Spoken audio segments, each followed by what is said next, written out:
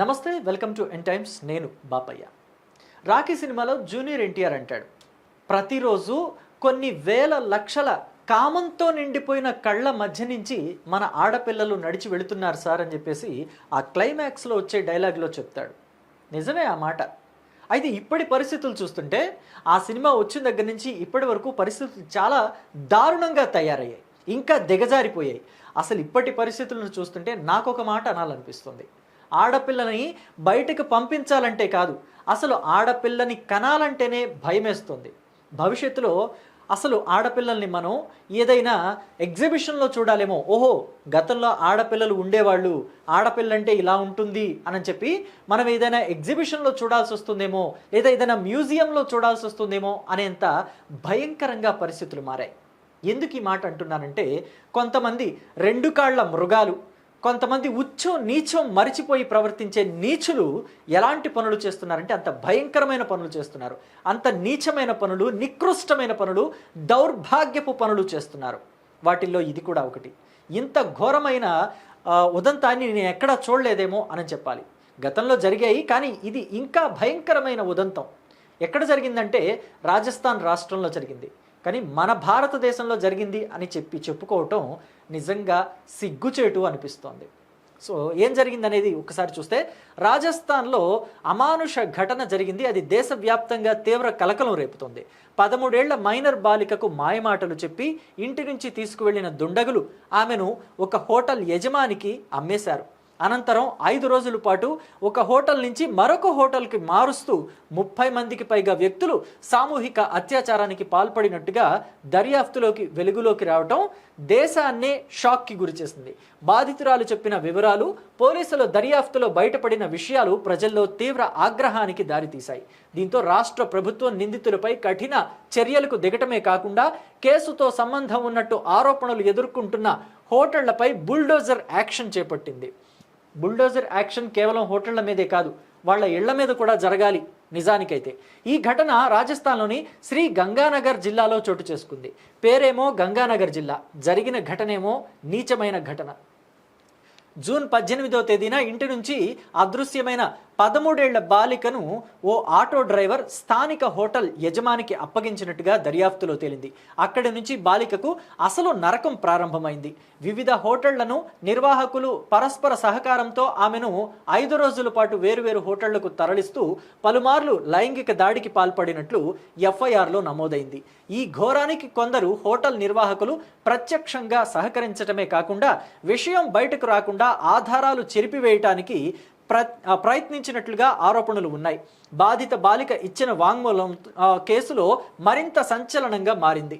నిరంతరం అత్యాచారాల కారణంగా తీవ్ర నొప్పితో బాధపడుతూ ఏడుస్తుంటే ఆమెను మౌనం పాటించేలాగా, అంటే ఆ అమ్మాయి నోరు మూపించేలాగా బలవంతంగా మద్యం తాగించేవారని పోలీసులకు తెలిపినట్టుగా సమాచారం.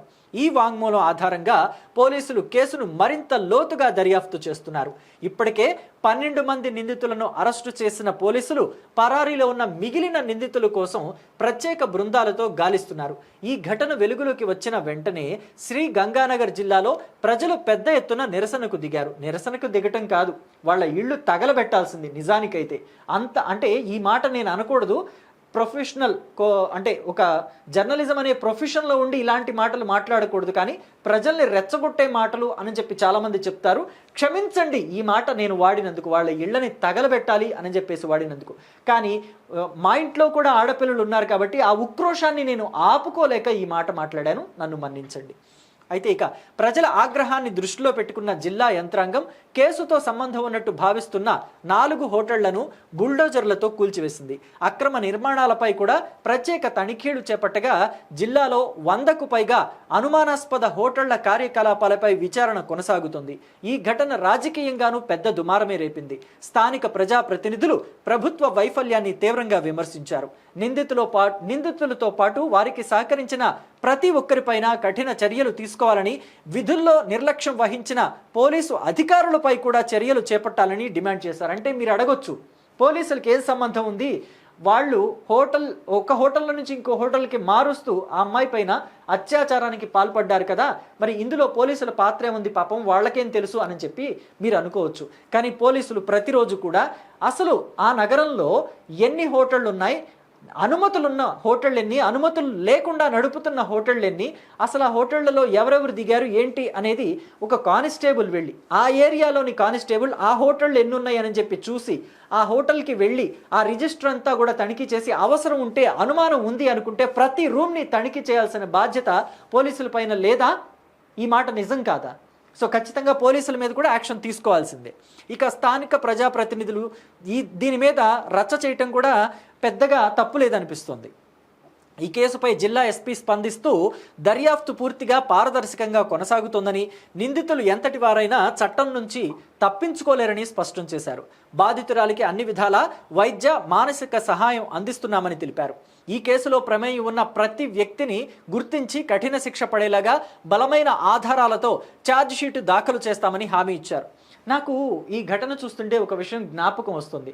నేను ఎప్పుడో ఒక పుస్తకంలో చదివాను, లేదా ఎవరో చెప్తుంటేనే విన్నాను, నాకు లీలగా గుర్తుంది.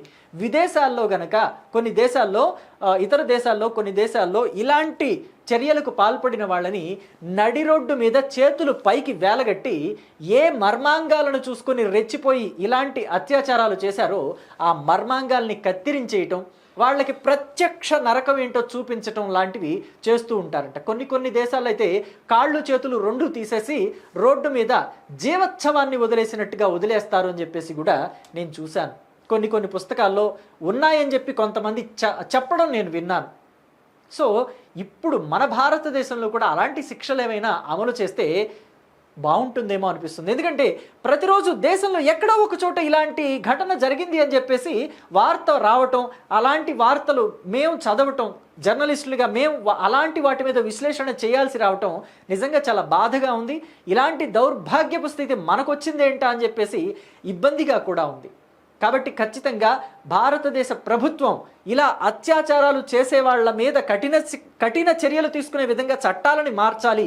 అసలు నిరూపణ జరిగితే వెంటనే ఉరిశిక్ష వేసేలాగా, ఏమాత్రం ఆలోచించకుండా ఉరిశిక్ష వేసేలాగా చట్టాలు చేయాలని చెప్పి డిమాండ్లు కూడా వినిపిస్తున్నాయి. కొంతమంది మానవ హక్కుల సంఘాలు కూడా వచ్చి పడిపోతూ ఉంటారు ఇలాంటప్పుడు. వీళ్ళది కూడా ప్రాణమే కదా అని చెప్పేసి వాళ్ళు కొంచెం పరిణతి చెంది ఆలోచించాలి అని చెప్పి చాలామంది ప్రజలు కూడా వాళ్ళకి విన్నపాలు చేస్తున్నారు. ఈ మానవ హక్కుల సంఘాల వాళ్ళు నిందితుల పక్కన నిలబడి మాట్లాడుతూ ఉంటారు కదా, ఇలాంటి నేరాలు ఘోరాలు చేసిన వాళ్ళ పక్కన కూడా నిలబడి మాట్లాడుతూ ఉంటారు కదా. సో వాళ్ళని కూడా కొంచెం ఆలోచించమని చాలామంది ప్రజలు వాళ్ళకి విన్నపం చేస్తున్నారు. కఠిన శిక్షలు పడితేనే, కఠినంగా చట్టాలు ఉంటేనే ఇలాంటి ఘటనలు పునరావృతం కాకుండా ఉంటాయి అని చెప్పేసి చెప్తున్నారు.